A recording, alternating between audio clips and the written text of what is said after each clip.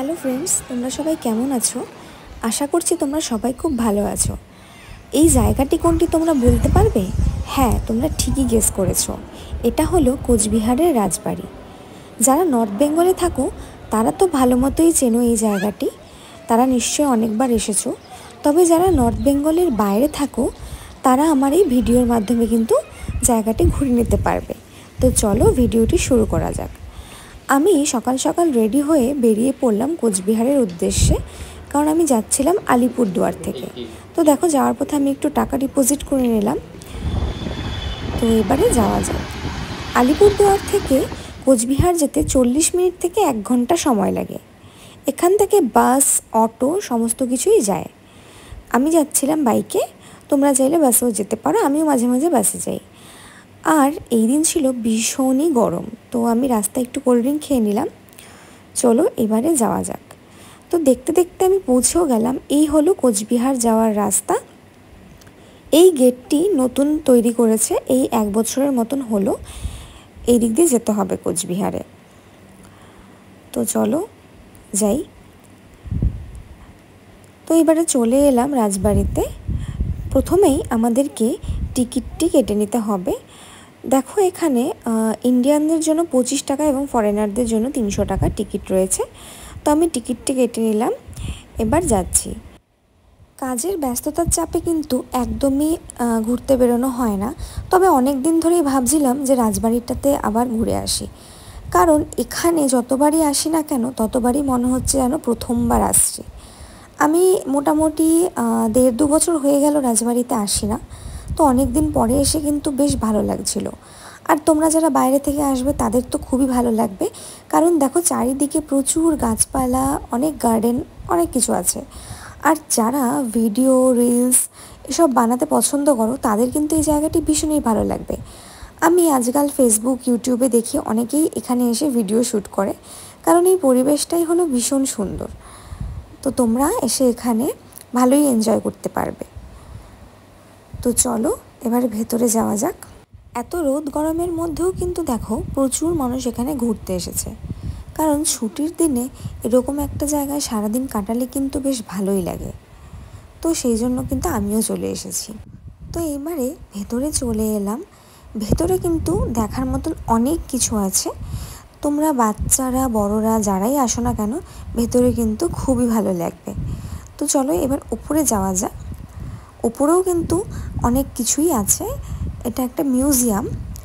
আর ভেতরে কিন্তু খুব একটা বেশি ফটো ভিডিও শ্যুট করতে দেয় না, সেজন্য আমিও খুব একটা শ্যুট করতে পারিনি। তো আমি এই বাইরে থেকে তোমাদেরকে দেখাচ্ছি। দেখো উপর থেকে ভিউটা কতটা সুন্দর দেখা যায়।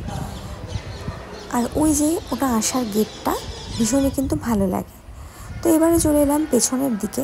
দেখো পেছনের দিকে কতগুলো রুম আছে। এই রুমগুলো কিসের সেটা আমিও জানি না, তবে এই রুমগুলোতে কিন্তু যাওয়া যায় না।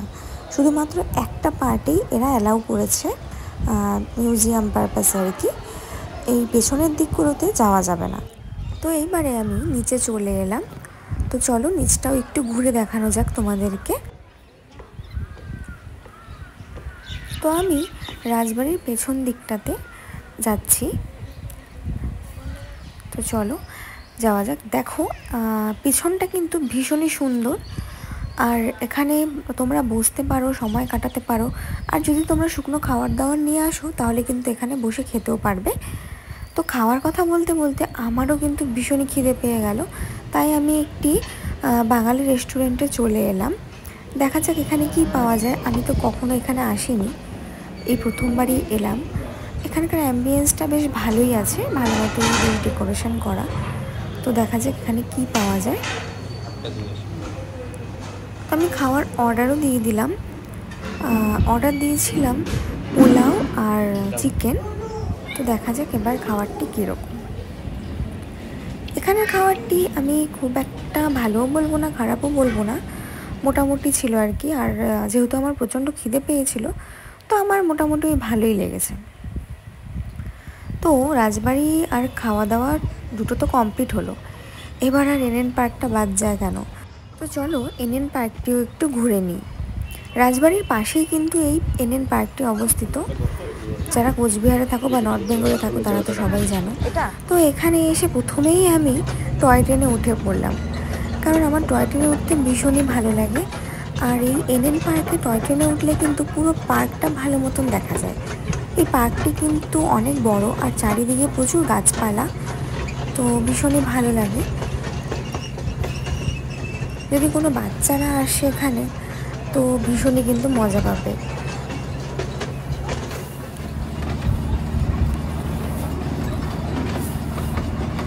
এই গরমের মধ্যে কিন্তু এই টয় ট্রেনে উঠে ভীষণই ভালো লাগছিল, অনেক হাওয়া লাগছিল আর চারিদিকে এত গাছপালা, অনেক ছাওয়াও ছিল এখানে।